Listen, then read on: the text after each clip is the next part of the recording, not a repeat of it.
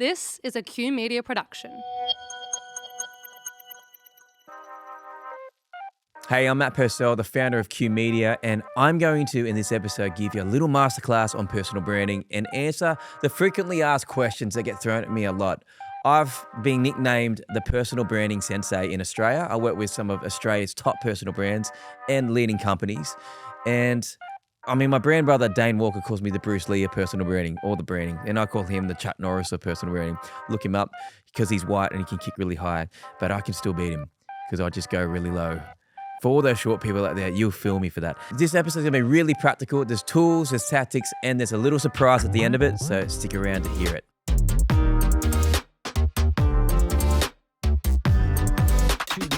I get so many questions about personal branding, so we better start with some Q&A. The first question is, personal branding has become a really big buzzword. So what the hell is a personal brand?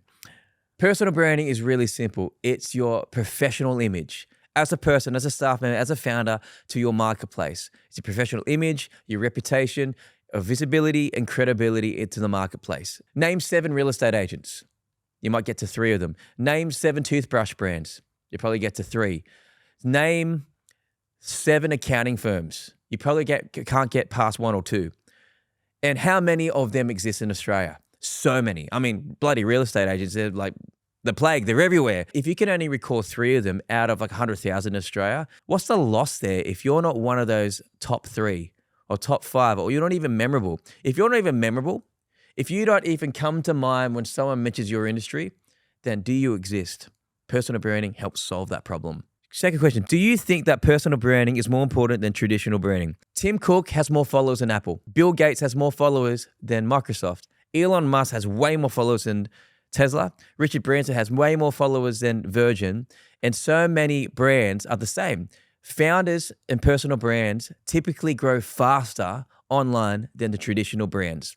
And 84% of millennials don't trust the ads that come from the companies that make them, meaning that people don't trust ads from soulless, faceless, humanless things anymore. Personal branding is about humanizing marketing again. And I believe it's the fastest, most effective way to be able to give a brand a soul, a face, a tone, and a personality. And most importantly, it's about being memorable. It connects values to a product.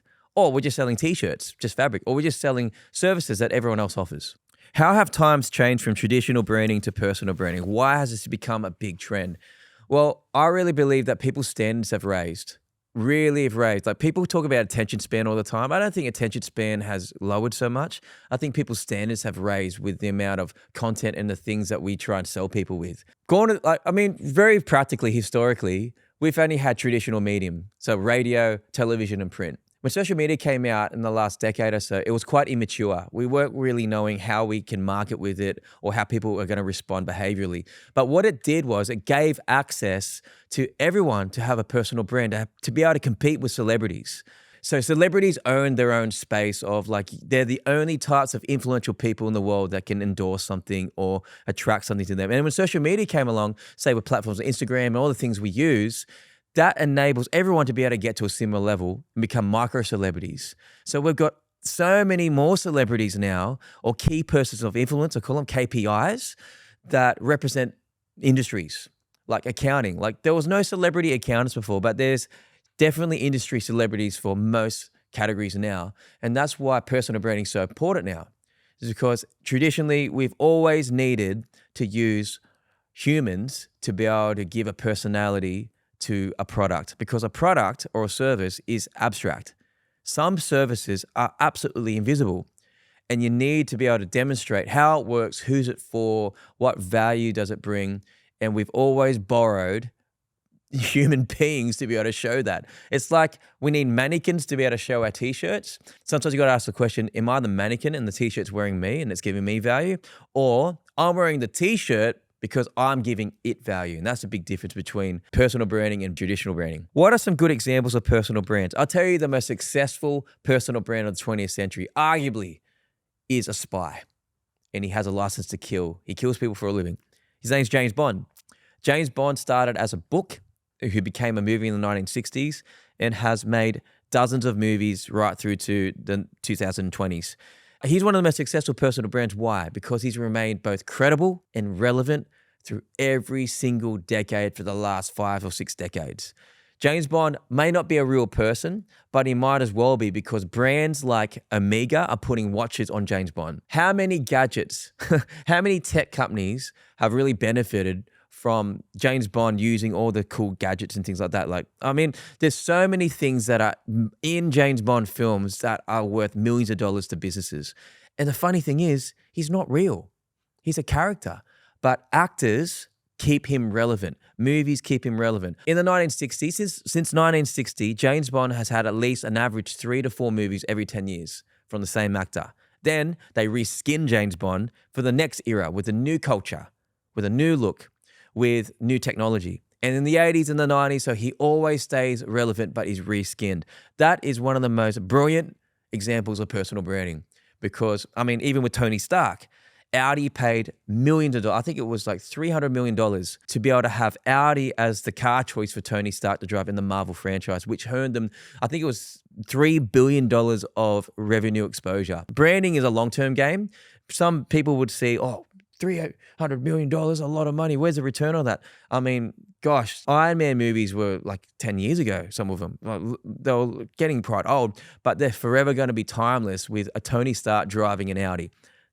It's priceless, absolutely priceless. So that's the power of personal branding, not just being in real life, but in characters as well. What are some success stories with personal branding that we've had? Well, we've had clients grow from 23,000 followers, for example, to 90,000 followers. We've had people grow nearly to 10,000 followers in a month from our strategies with personal branding. And that's put them on the map for keynote speaking, for PR, for so many things that makes them more of an authority. Because when you're the authority, then, like I said, if you go to Coles and you're looking for a yogurt, there are like 50 yogurts literally trying to get your business. But if you're the authority, like the Telstra, Optus, or Vodafone of the yogurt, there's only really 3 that exist.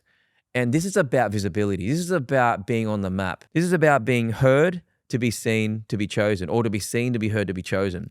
And so many people, my God, they are so much more credible and so much more impacting in their industry than so many of the spruikers on social media. And it's because they're not relevant.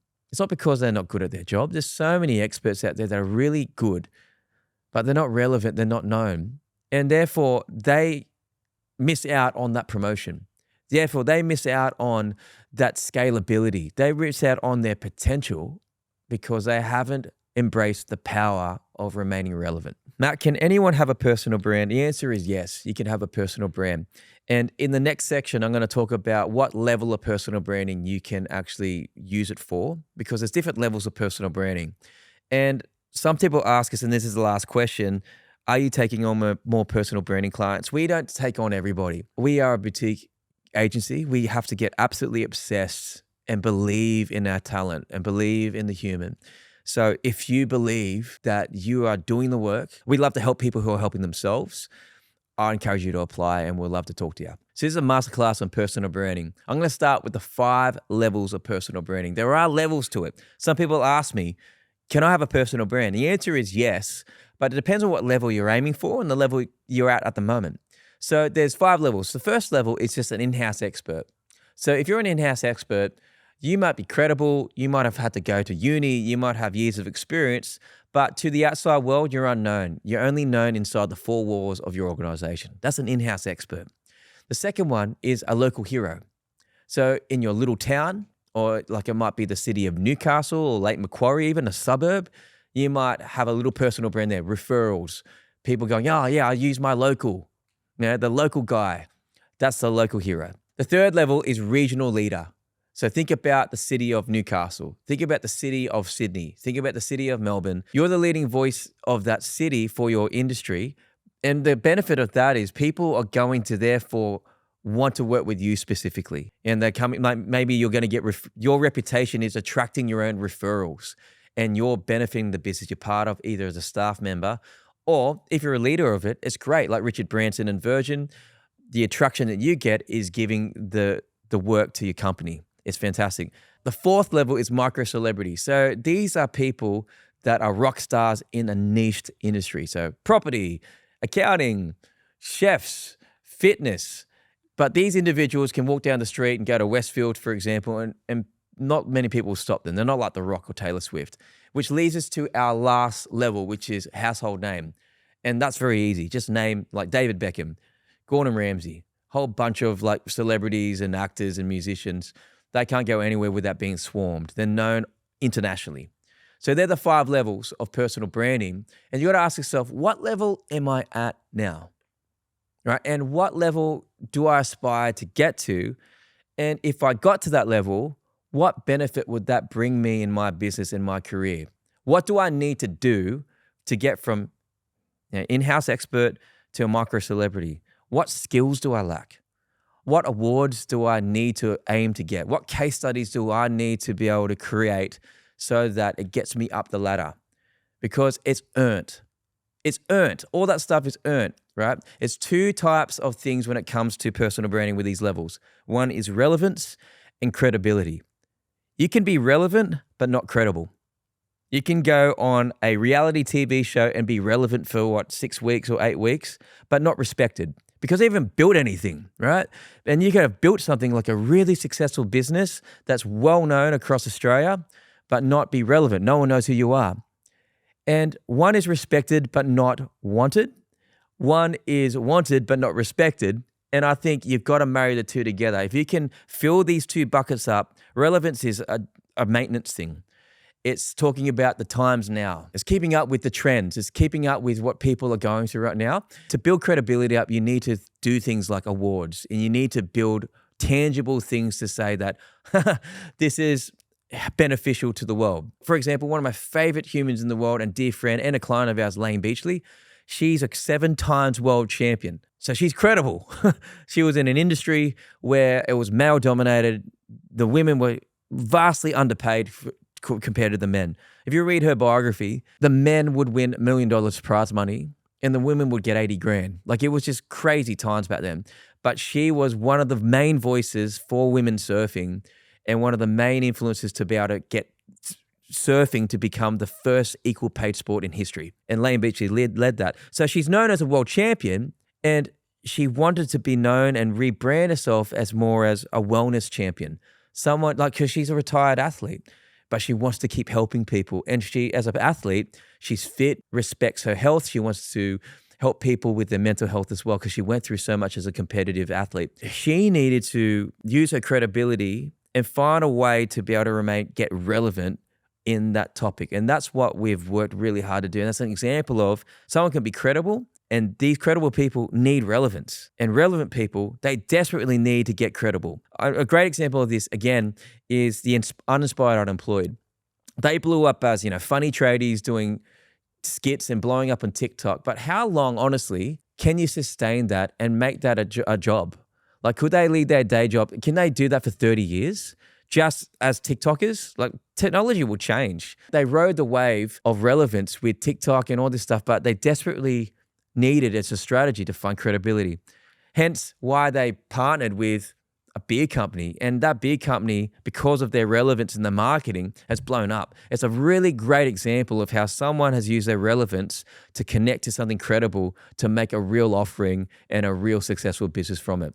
So partnership between the 2 is key. There's 2 things I want to share in this masterclass that are vital for personal branding. The second is your story, right? Your story is the uncopyable thing of your whole life. Most things about your life can be copied. Visually, you can buy this shirt, you can buy these jeans, you can try and get my hair cut. You can try and be Asian, but that's going to be really hard. But the thing that you can't copy is my story. You can't copy someone's testimony. So many people look at their lives and think, I'm too vanilla, I'm too boring. What of my story is relevant to my business? Let me give you a little framework. What's Spider-Man's story? Where did he come from? He lived with Uncle Ben and Auntie May in Manhattan. His parents died when he was young, right? And he was a smart kid at school, nerdy, not really in with the girls, not really popular with the kids. He was often picked on and overlooked and invisible. Then he got bitten by a radioactive spider, gave him powers, but he wasn't still a Spider-Man yet. He was still trying to find his way and work out what his purpose was. Then he found his purpose through tragedy, where Uncle Ben died because he let some criminal go, and with great power comes great responsibility was the philosophy that Uncle Ben taught him. And that's when he decided, wow, this is my purpose in life, is to be a hero and use his powers as my duty. You have a Spider-Man story in your own life. Where did you come from? My story is I was adopted. I don't know my biological parents. My parents from Australia look like Joe Biden and his wife, like they're whiteys, right? I have no idea what my parents look like. I went through a lot of bullying and racism as a kid, and I was dumped in whiz bins. I was picked on, and I started fighting back, and I started getting really insecure and went into myself. But I found peace and purpose through mentorship and through creativity. And I found my identity through conversations, late night conversations, passing conversations, conversations through strangers, reading books that really helped me want to voice my concerns to people, which helped me heal my life. And I found the strategies were, it's amazing how conversations actually lead to healing. Like if you think about going to see a psychologist, it's conversations.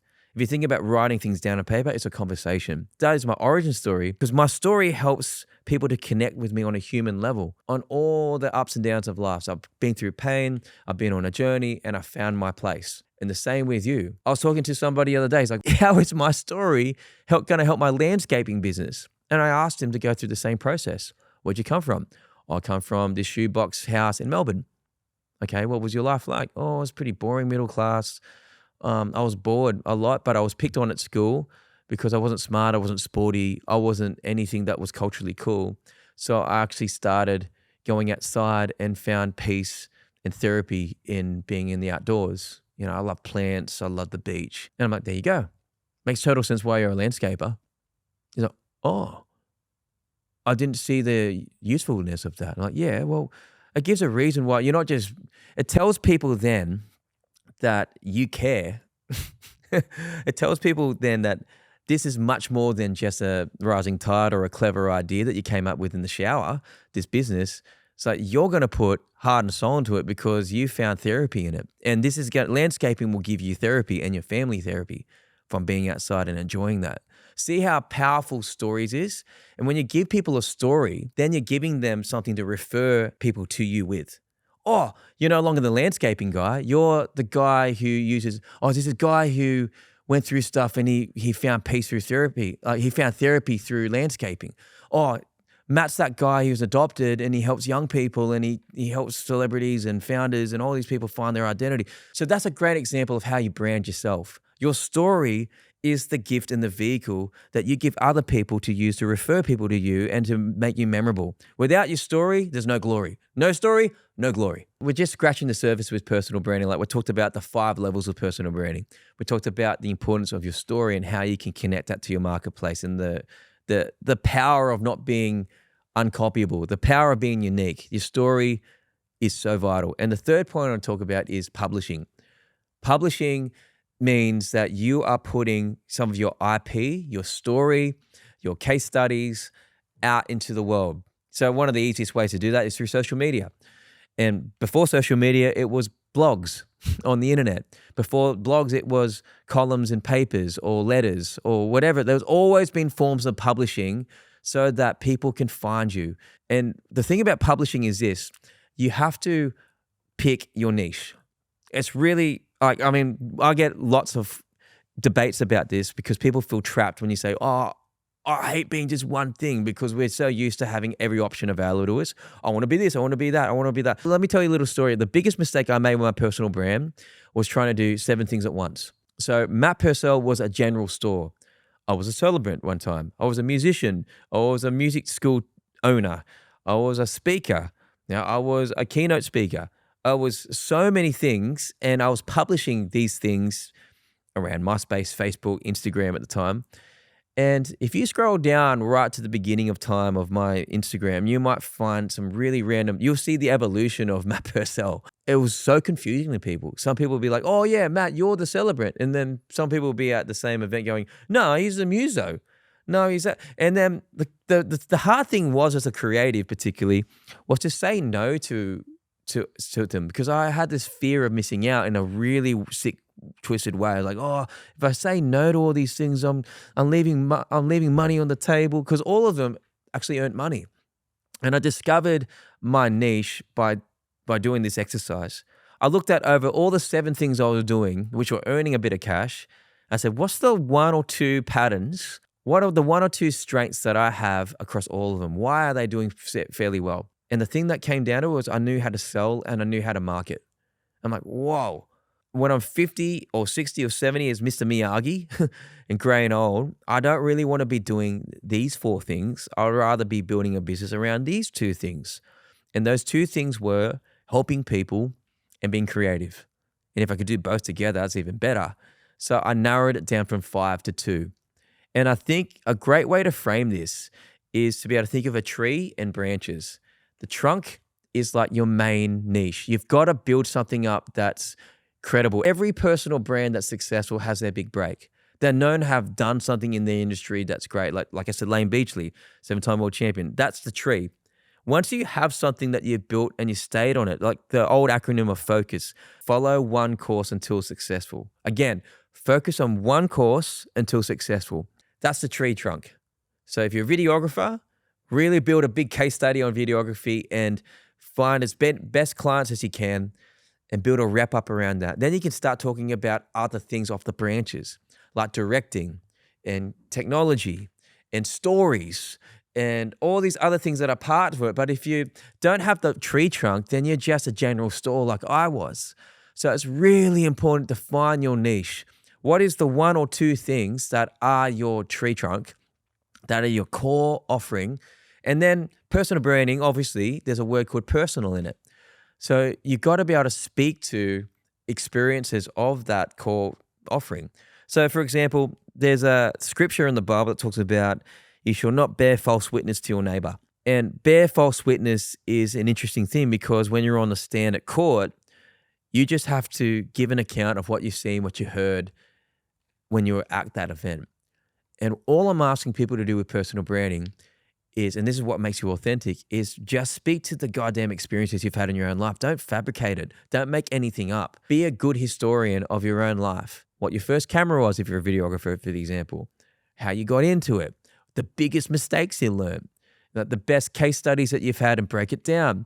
Like these are what the great content creators do, for example, just with personal branding, that are speaking to their own experience, and that is being true to their story, making them completely unique, even though the themes of failure and success aren't original, but it's unique to your story, which is going to connect to other people. So it's really important, again, to summarize this little masterclass, know what level of the 5 levels of personal branding you're at and where you want to go to. Focus on your personal story for your personal branding and find your niche. Like really try and pick your core offerings, narrow it down from being 7 things to 1 or 2, and you'll be on your way. Then you get direction to start publishing on social media and all these different platforms about those things. And trust me, it works. All right, drum roll, please. We've never done this before at all, but I'm happy to announce and very excited to announce that we are going to give away for the very first time a ticket to our personal branding workshop on the 27th of October.